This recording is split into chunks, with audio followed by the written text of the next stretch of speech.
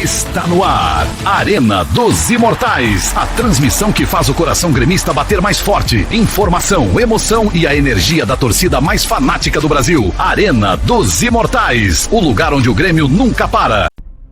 Bom, vamos começar falando, meus amigos, sobre a estratégia que o Mano tentou colocar para o confronto de ontem, porque chamou bastante atenção o Mano entrar com dois laterais, né? Entrar com, pelo lado esquerdo, aliás, o Lucas Esteves e o Marlon, né? E o Mano teve que explicar isso. Qual foi a estratégia pensada? A ideia do Mano foi a seguinte, de acordo com o que ele deixou de relato, tá? O Grêmio já há algum tempo tem problemas, pelo menos nos últimos 2, 3 jogos fora de casa, deixando o miolo, deixando ali o meio-campo livre para que as outras equipes pudessem jogar. Qual foi a ideia do Mano? Povoar aquele sistema, ou o lado esquerdo, ou a parte dos volantes com o Lucas Esteves. A ideia dele é que o Lucas Esteves ou saísse por fora, na necessidade, ou por dentro, né? Formando ali uma linha de 5, como ele costuma dizer, para ajudar nessa marcação, fechar aquela avenida que muitas vezes se forma ali pelo meio-campo e assim tentar fazer com que o Grêmio melhorasse o seu sistema de marcação fora de casa, já que o Grêmio tem grandes dificuldades. Ficou claro que isso não deu certo, ficou claro que o Lucas Esteves ele não conseguiu cumprir essa função, não foi algo planejado há muito tempo. O Grêmio não costuma jogar com um jogador desta característica, e eu nem preciso entrar muito nesse detalhe, porque você já está cansado de saber. O Grêmio não tem pelo menos não teve durante o ano, né, essa característica de ter um jogador ali pelo lado esquerdo a mais para poder fazer essa função, ou pelo meio ou por fora, e por conta disso, é claro que essa ideia não deu certo. E vamos combinar, né? O Lucas Esteves não conseguiu render o que era esperado. Ele foi o melhor lateral esquerdo do Vitória no ano passado. Beleza, o Grêmio vai lá, contratou, mas não rendeu, não deu certo. O bando do Lucas Esteves é ruim, tanto que o Grêmio precisou ir atrás do Marlon. E o Marlon não foi um negócio de ocasião, o Marlon foi um negócio que o Grêmio já tentava há bastante tempo. Então vamos combinar que o Lucas Esteves não foi esse jogador que o Grêmio queria e que se pensava. O Mano viu a equipe com muita dificuldade tática, e se é tática é sempre culpa do treinador. O Grêmio tem a segunda pior defesa fora de casa, e a tentativa, segundo o Mano, foi mudar esta situação. Ficou muito nítido que o Mano tentava uma mudança de postura da equipe dentro de campo, aumentando a marcação, e a partir do momento que tu aumenta a marcação, tu aumenta jogadores nessa função de marcar, tu perde o ataque. E esse foi o preço que o Grêmio pagou, especialmente no primeiro tempo. De acordo com o Mano, ele aumentou o número de jogadores para poder marcar e, por consequência, acabou diminuindo o número de jogadores para montar uma jogada ou daqui a pouco para chegar lá na frente. E o Grêmio sentiu muito isso no primeiro tempo. A ideia era segurar o Botafogo no primeiro tempo e liberar um pouco mais o time no segundo tempo com a entrada dos outros jogadores. Mas foi o que acabou, infelizmente, não acontecendo. Infelizmente o Grêmio não conseguiu segurar o Botafogo, depois teve os outros jogadores, mas aí a coisa já estava bem mais complicada. Por que preservar? Por que essas preservações aconteceram? A pergunta foi assim, ela foi um encontro do que a dúvida que eu tenho, que você teve, que nós tínhamos, na verdade, que todo mundo se perguntou, por que preservar? Nós vimos de uma data FIFA, tivemos um jogo apenas. Por que esses jogadores já estavam cansados? A primeira resposta do Mano, porque a gente que não queria ganhar. O Mano foi irônico. O Mano, né, talvez não gostou da pergunta, enfim, é uma questão do Mano, mas ele claramente ficou desconfortável. Mas depois ele foi explicando. Ele diz que depois dos jogos, sempre depois das partidas, ele ouve os jogadores, departamento médico, ele vê o famoso GPS lá para ver como é que está o acúmulo dos jogadores, ver como é que esses jogadores estão fisicamente, né? Isso depois da partida, 24 horas depois da partida, e nessas análises que foram feitas, viram que o Amuso já vinha jogando com desconforto. Viram que o Arthur, ele estava sentindo dores por conta de uma pancada na planta do pé, de acordo com o Mano. Não é uma questão muscular, é um trauma. Então não tem o que fazer, é só descanso, é tempo. Então eles viram essas necessidades de poupar esses jogadores. O Carlos Vinícius, o Mano explicou que o Carlos estava bem, mas que ele não conseguiu se recuperar na íntegra. Ele não tinha condições de jogar mais de 30 minutos, de acordo com o Mano, tá? E por conta disso se viu na necessidade de tirar o jogador, melhor os 3 jogadores por conta desta situação. O Marlon, ele diz, olha, não seria maluco, não seria doido de tirar o goleador do time, tirar o jogador que está, né, ajudando o clube e tudo mais, mas se viu na necessidade. Na zona mista, o Carlos Vinícius, por óbvio, foi questionado sobre a inentrada desde o início do jogo e ele respondeu da forma seguinte, abre aspas, não parte só de mim, e sim de todo o staff técnico. Não só eu, todos os jogadores querem jogar. A ideia da comissão é para o bem da equipe, explicou o centroavante. Ou seja, ele diz, ele vai um pouquinho mais, tá? Ele diz assim, ó, fisicamente eu estou bem. Agora é continuar nesse condicionamento físico para não sofrer lesões como eu sofri no início, porque nesta reta final é preciso de todos, diz ali o Carlos Vinícius. Ou seja, ele vai na linha do Mano, ele fala sobre se cuidar, ele fala sobre essas preservações, mas ele deixa muito claro que ele gostaria de ter jogado. Foi mais uma decisão não só do Mano, como o Mano explicou, mas também do departamento médico, né, das análises e tudo mais, mas pelo jogador ele gostaria de ter jogado. Estas são as frases, as palavras do Carlos Vinícius sobre lesões, tá? E vamos falar sobre problemas. Por quê?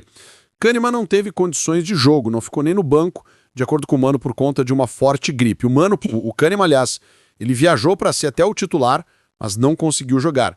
O Gustavo Martins, ele não vai enfrentar o Palmeiras, por conta do terceiro cartão amarelo. Então, o Gustavo Martins, ele se torna uma ausência para esse confronto, complicando ainda mais o Mano, porque o Noriega, infelizmente, sofreu uma lesão, que tende a ser complicada. Por que nós, neste momento, estamos falando tende a ser complicada? Por dois relatos. O primeiro, o de Mano Menezes, na coletiva, onde ele deixa muito claro que, provavelmente, por um período maior de tempo, o Noriega fique fora. São palavras do Mano. Provavelmente, por um período maior, a ausência do jogador. E depois, na zona mista, ali com os relatos, se teve uma noção de que o Noriega possa ter sofrido uma fratura no tornozelo esquerdo. Uma fratura é mais complicado ainda. Aí você vai me perguntar assim, Diogo, vamos lá, se a fratura, quanto tempo demora? Gente, a gente tem uma situação parecida com o Balbuena. E aí você já tem uma noção de tempo, né? Imagina se realmente for fratura, o que tomara Deus que não seja, né? Porque uma fratura é mais complicada ainda, o Noriega tá voando. Jogador espetacular, mas caso venha se confirmar, e a gente vai ter uma noção isso ao longo do domingo, seja uma fratura, muito provavelmente o Noriega não vai começar a temporada de 2026 com o restante do elenco. O Campeonato Brasileiro começa no dia 28 de janeiro, né? Seriam menos de 2 meses. Dá 2 meses. Dá 2 meses de recuperação, só que o Balbuena já está há muito mais tempo. Muito mais tempo. Teríamos a volta do Balbuena, é verdade, mas também perderíamos o Noriega. Então, vejam só como os problemas vão se acumulando nessa reta final, não somente para agora, mas já pensando no ano que vem também. E aí, então, tá formada o problema do Mano, né? Por quê?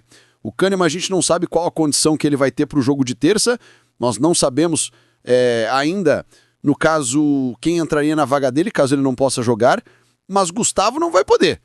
Noriega também já não poderia, tomou o cartão, o terceiro cartão amarelo, mas também com a lesão agora. Eu não quero, pelo amor de Deus, imaginar, mas caso o Kahneman não possa jogar, você já sabe quem pode ser a dupla de zaga do Grêmio, né? Eu acho que fica muito claro. Wagner Leonardo pelo lado esquerdo e Gemerson pelo lado direito. É uma possibilidade, tá? É uma possibilidade, infelizmente. Tomara que o Kahneman se recupere até lá. Bom, meus amigos, eu quero falar com vocês sobre o jogo, sobre essa reta final de Campeonato Brasileiro, essa tabela também que a gente precisa comentar, porque o Grêmio ficou, então, em 12º com 43 pontos. Ainda tem jogos para acontecer nessa rodada, como, por exemplo, a turma lá de baixo, o rival, vai jogar contra o Santos amanhã às 9 da noite. O Mirassol vai enfrentar o Ceará, né? Aí nossa questão aqui é o Ceará, que tem 42 pontos. O Sport enfrenta o Vitória. O Sport já está morto, né? Mas o Vitória também é o que está 17º ali dentro da zona de rebaixamento. É o que baliza nesse momento ali com 36 pontos. Então, o Vitória poderia ir a 39, ficaria a 4 pontos do Grêmio, empurraria o Santos, né? Ou o rival, tomara que seja o rival. Mas, não, o rival não empurra, o rival tem 40. Empurraria o Santos mesmo se o Santos não vier vencer o rival no jogo de amanhã. Então, são problemas, são questões que o Grêmio precisa ficar de olho, porque infelizmente o campeonato não terminou ainda, né, gente? O campeonato não terminou, e é isso que eu falo pra vocês. Pra mim, o que aconteceu ontem foi covardia. Foi uma covardia do time do Grêmio, foi uma covardia do time não, né, da comissão técnica, porque não dá pra tu abandonar um campeonato, abandonar um jogo por conta de gramado sintético. Gramado sintético já é realidade há mais de 20 anos aqui no Brasil. Se não é há mais de 20, é próximo de 20. Porque eu lembro que foi o Atlético Paranaense, eu só não me recordo em que ano que foi exatamente, tá? Mas foi ali por 2007 ou 2008. Vai estar próximo de 20. Não vai ser 20 não, mas vai estar próximo. Mas enfim, próximo de 20 anos que nós temos a realidade do gramado sintético aqui no Brasil. Nós temos Palmeiras, nós temos o Atlético Mineiro, se eu não me engano, Atlético Mineiro, recentemente trocou. Nós temos o Palmeiras, nós temos o Atlético Paranaense, daqui a pouco volta para a Série A, não, enfim, mas aí é problema deles. Nós temos também a possibilidade da Chapecoense subir no ano que vem. E aí? Já são 5 times, com certeza eu estou me esquecendo de alguém, mas são 5 times.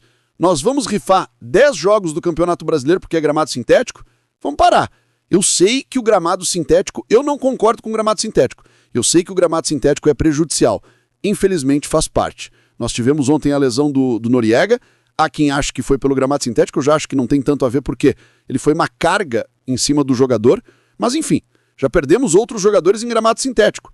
Mas a gente não pode rifar jogos por conta do gramado sintético. Diogo, mas o Palmeiras, o sei lá quem lá, fulaninho faz isso. Tudo bem, problema deles. Nós não temos grupo para fazer isso. Infelizmente, nós não temos grupo para tirar um jogador e manter a qualidade. Nós não temos nem pontos para fazer isso.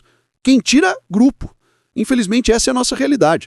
Nós temos 2 jogos em casa, temos jogo contra o Sport, mas é Palmeiras, Fluminense e aí sim o Sport.